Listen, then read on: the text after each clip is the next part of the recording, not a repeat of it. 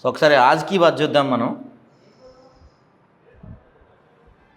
మన బడ్జెట్ కార్పొరేటర్లకు కాసుల పంట, సామాన్యుల కడుపున నిరాశల మంట. కార్పొరేటర్లకు రాయితీల మోత, సామాన్యులకు పన్నుల వాత. ఆర్థిక మందగమనంతో జనంలో కొనుగోలు శక్తి క్షీణత.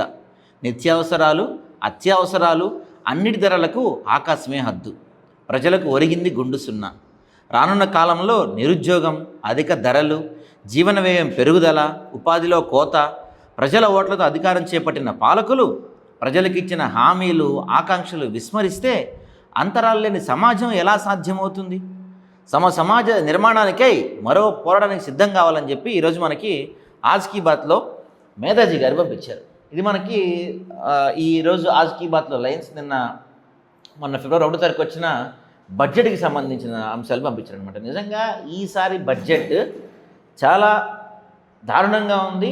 అందులో పర్టికులర్గా ఒక రిపోర్టర్ ఆర్థిక మంత్రి నిర్మలా సీతారామన్ గారిని క్వశ్చన్ అడిగినప్పుడు ఆమె ఇచ్చిన ఎక్స్ప్రెషనే మనకు అర్థమైపోయింది. ఈ బడ్జెట్లో అసలు మిడిల్ క్లాస్ వాళ్ళని మర్చిపోయారు అని. ఓ పక్కన దేశం ఎక్కడికి వెళ్ళిపోతుందని చెప్తున్నారు, కానీ వాళ్ళే చెప్తున్నారు 80 కోట్ల మందికి కంట్రోల్ బియ్యం ఇవ్వబోతున్నాం, రేషన్ బియ్యం 80 కోట్ల మందికి ఇవ్వబోతున్నాం అని చెప్తున్నారు.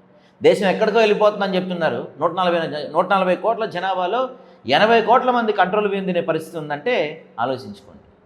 అంటే ఇవన్నీ కూడా ఊరికే బడ్జెట్ వేసాం అని కబుర్లు చెప్పడానికి తప్ప ప్రజలకి పనికొచ్చేవి, నిరుద్యోగం కోసం కావచ్చు, లేకపోతే అధిక ధరలు తగ్గించడానికి కావచ్చు, వీటి కోసం అసలు బడ్జెట్ ఎటువంటి ప్రణాళికలు లేవు. ఇలానే ఉంటే కనుక సమాజ అభివృద్ధి ఎలా సాధ్యమవుతుంది? మరో బలమైన ఉద్యమానికి సిద్ధం కావాలని చెప్పి ఈరోజు మేధాజీ గారు ఆజ్ కీ బాత్ లైన్స్ పంపించారు.